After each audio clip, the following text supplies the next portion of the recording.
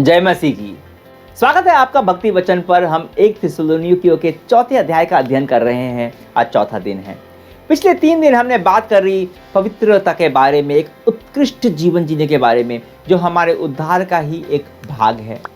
अगर आपने यह नहीं देखा है तो अभी आप आई बटन पर क्लिक करके इसे देख सकते हैं, या फिर डिस्क्रिप्शन पर भी मैंने पूरी प्लेलिस्ट डाल दी है, आप वहां से भी जाकर सारे एपिसोड को सुन सकते हैं। तो पिछले 3 दिन हमने बात की थी पवित्र बनने के बारे में, कैसे हम विश्वास का एक उत्कृष्ट जीवन जी सकते हैं। और आने वाले 2 दिन के अंदर हम चर्चा करेंगे जिसको लेकर बहुत सारे प्रश्न होते हैं, वह है यीशु मसीह का दूसरा आगमन। आज हम 1 थिस्सलुनीकियों के 4 के 13 से 16 पद को देखेंगे कि पौलुस उसमें इस सच्चाई के विषय में क्या सिखा रहा है। यीशु मसीह वापस आ रहा है, यह वो सच्चाई है जो हमें आशा देती है और हमारे भविष्य की एकमात्र वो सच्ची नींव है। यही है एकमात्र नींव जो हमारे जीवन में सुरक्षा और आनंद की गारंटी देती है। चाहत में और आशा में बहुत ही बड़ा अंतर होता है। अगर कुछ सच्चाई पर आधारित नहीं है तो केवल वो चाहत है, अगर कुछ निश्चित नहीं है तो वो केवल चाहत है, आशा नहीं। क्योंकि आशा वो है जिसके बारे में आप निश्चित होते हो और निश्चिंत होते हो, और परमेश्वर ही भविष्य को जानता है, मैं और आप नहीं, पर केवल परमेश्वर। तो केवल परमेश्वर ही है जो सच्ची और निश्चित आशा हमें दे सकता है भविष्य की। यीशु मसीह में हमें भविष्य की आशा है। हमें निश्चित तौर से पता है कि परमेश्वर क्या करने वाला है। 1 थिस्सलुनीकियों 4 के पद 13 में पौलुस कहता है, हे भाइयों, हम नहीं चाहते कि तुम उनके विषय में जो सोते हैं अज्ञानी रहो। परमेश्वर नहीं चाहता कि आप अपनी आशा के बारे में अज्ञानी बनो। पौलुस बात कर रहा है जो सोते हैं, यानी जो मर चुके हैं। परमेश्वर नहीं चाहता कि आप सच्चाई से अनभिज्ञ रहो और सच्चाई की जानकारी न होने के कारण आपके पास आशा न हो। अब ज्ञान हमेशा सच्चाई पर उसकी समझ पर आधारित होता है, और मैं कई लोगों को जानता हूं जो यीशु के दूसरे आगमन की बात तो करते हैं, पर इसी सच्चाई की समझ उन्हें नहीं होती। अगर आप भी उनमें से एक हो तो 1 थिस्सलुनीकियों का चौथा अध्याय से आपको शुरू करना चाहिए। पौलुस यहाँ इस विषय पर बहुत ही व्यवहारिक उत्तर दे रहा है, क्योंकि इस विषय को लेकर थिस्सलुनीकियों की मंडली के पास व्यक्तिगत सवाल थे। यह केवल एक धर्मशास्त्र से जुड़ा प्रश्न नहीं है, थियोलॉजिकल क्वेश्चन नहीं है। यह व्यक्तिगत चिंता पर आधारित प्रश्न था, यीशु के दूसरे आगमन की सच्चाई के बारे में। और पौलुस लिखता है, मैं आपके लिए 1 थिस्सलुनीकियों 4 अध्याय के पद 13 से 15 तक पढ़ता हूँ। हे भाइयों, हम नहीं चाहते कि तुम उनके विषय में जो सोते हैं अज्ञानी रहो। ऐसा ना हो कि तुम दूसरों के समान शोक करो जिन्हें आशा नहीं है। क्योंकि यदि हम विश्वास करते हैं कि यीशु मरा और जी भी उठा, तो वैसे ही परमेश्वर उन्हें भी जो यीशु में सो गए हैं उसी के साथ ले आएगा। क्योंकि हम प्रभु के वचन के अनुसार तुमसे यह कहते हैं कि हम जो जीवित हैं और प्रभु के आने तक बचे रहेंगे, सो हो से कभी आगे ना बढ़ेंगे।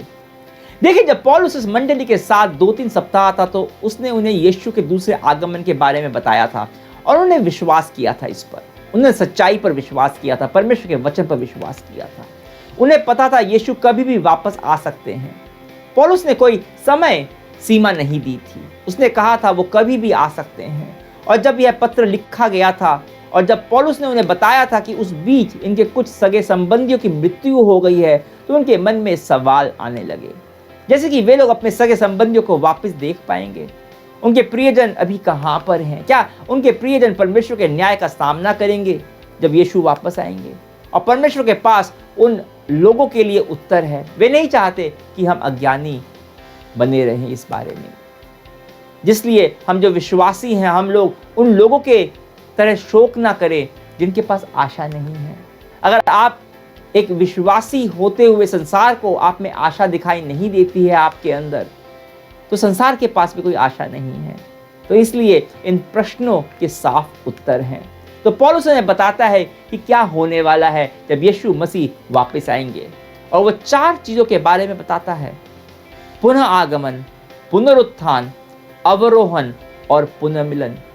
मैं वापस दोहराता हूं, पुनः आगमन, पुनरुत्थान, अवरोहन और पुनर्मिलन।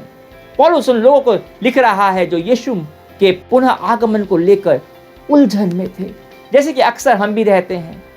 तो पौलुस उनको पद 16 में बता रहा है, क्योंकि प्रभु आप ही स्वर्ग से उतरेगा, उस समय ललकार और प्रधान दूत का शब्द सुनाई देगा और परमेश्वर की तुरही फूंकी जाएगी और जो मसीह में मरे हैं वे पहले जी उठेंगे। इस बात में कोई शक नहीं है कि बाइबल यह स्पष्ट बताती है कि यीशु केवल एक बार ही नहीं आया इस पृथ्वी पर, परंतु वापस आने वाला है।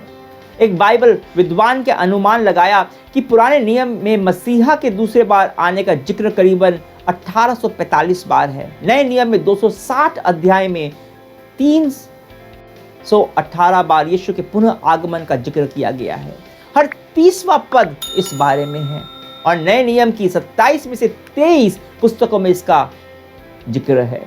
और यह सच्चाई पूरे बाइबल में इसलिए है क्योंकि परमेश्वर चाहते हैं कि हम आशा से अनजान ना रहें।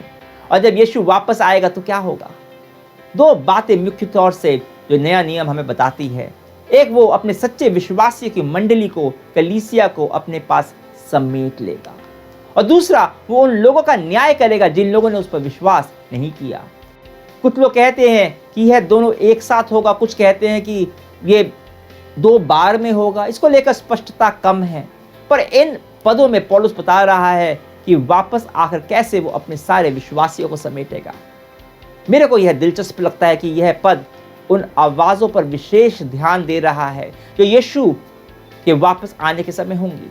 उस समय ललकार और प्रधान दूत का शब्द सुनाई देगा और परमेश्वर की तुरही फूंकी जाएगी।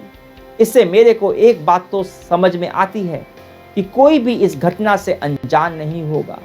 यूहन्ना 5:25 में यीशु कहते हैं कि मैं तुमसे सच कहता हूं, वह समय आता है और है जिसमें मृतक परमेश्वर के पुत्र का शब्द सुनेंगे और जो सुनेंगे वे जिएंगे।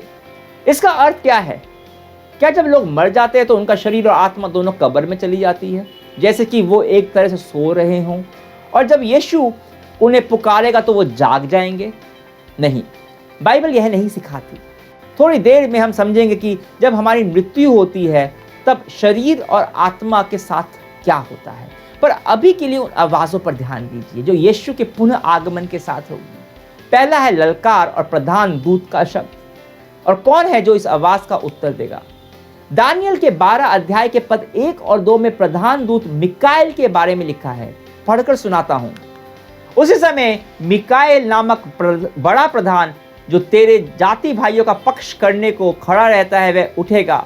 तब ऐसे संकट का समय होगा जैसे किसी जाति के उत्पन्न होने के समय से लेकर अब तक कभी ना हुआ ना होगा, परंतु उस समय तेरे लोगों में से जितनों के नाम परमेश्वर की पुस्तक में लिखे हुए हैं वे बच निकलेंगे। जो भूमि के नीचे सोए रहेंगे उनमें से बहुत से लोग जाग उठेंगे, कितने तो सदा के लिए जीवन के लिए और कितने अपनी नाम धराई और सदा तक अत्यंत घिनौने ठहरने के लिए।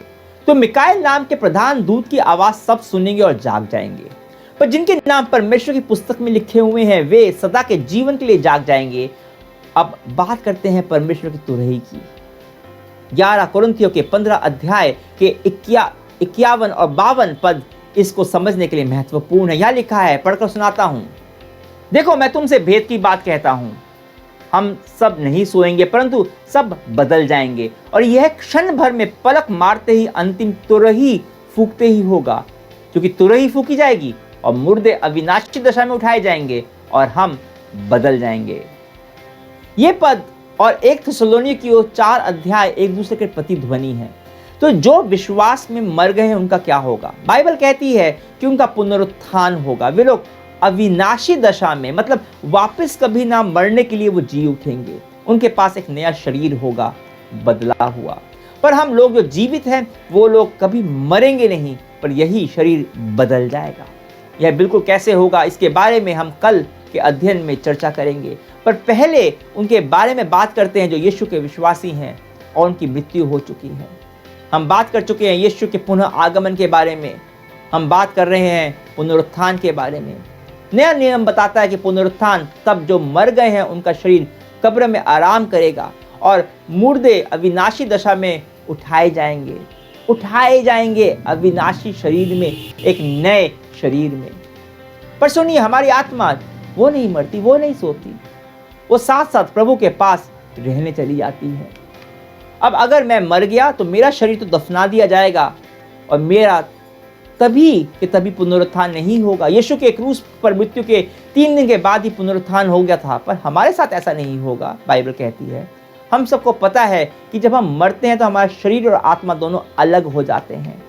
और बाइबल सिखाती है कि शरीर मिट्टी में मिल जाता है पर आत्मा प्रभु के पास चली जाती है। और इस सच्चाई को समझने के लिए आपको बहुत लंबे समय तक बाइबल पढ़ने की जरूरत नहीं है। यीशु ने उस अपराधी से जो उसके साथ क्रूस पर लटकाया गया था उससे कहा था कि मैं तुझे सच कहता हूं कि आज ही तू मेरे साथ स्वर्गलोक में होगा। आज ही, जब मैं लौटूंगा तब नहीं, आज ही। फिलिपियों के नाम अपने पत्र में पौलुस कहता है कि जब इस शरीर से कूच करेगा तो वो प्रभु के पास जाकर रहेगा।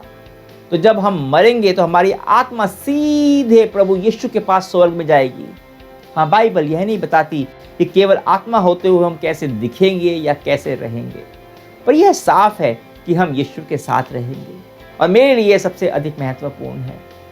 तो अगर आप किसी को जानते हो जो यीशु विश्वासी है और उसकी मृत्यु हो जाती है, तो इसमें कोई संदेह नहीं कि वह प्रभु यीशु के पास ही जाएगा। और मेरे लिए यह बहुत ही उत्साहजनक बात है। यही है मेरी आशा। पर यह कहानी का अंत नहीं है। एक दिन पुनरुत्थान होने वाला है। हम हमेशा आत्मा बनकर नहीं रहेंगे। समझिए, मनुष्य की आत्मा बिना शरीर के इस जगत का पूरा अनुभव नहीं ले सकती। हमें पुनरुत्थान के समय नया शरीर मिलेगा। खैर, यहां से हम अपने कल के अध्ययन को शुरू करेंगे, क्योंकि यह विषय इतना लंबा है और गंभीर है कि हम एक दिन में इसे पूरा नहीं कर सकते। पर जब हम आज का अध्ययन खत्म कर रहे हैं, हम यीशु को धन्यवाद करते हैं, क्योंकि जब हम उसके पुनः आगमन के बारे में बात करते हैं तो यह हमारे लिए बहुत ही व्यक्तिगत है। आइए साथ मिलकर प्रार्थना करते हैं। प्यारे यीशु, धन्यवाद कि तू वापस आ रहा है। ये तेरी प्रतिज्ञा है। और जब हम पवित्र शास्त्र को पढ़ते हैं तेरे पुनः आगमन के बारे में, तो यह एक घटना मात्र नहीं है। यह एक किसी समय या दिन के बारे में नहीं है। यह तेरे प्रेम के बारे में है।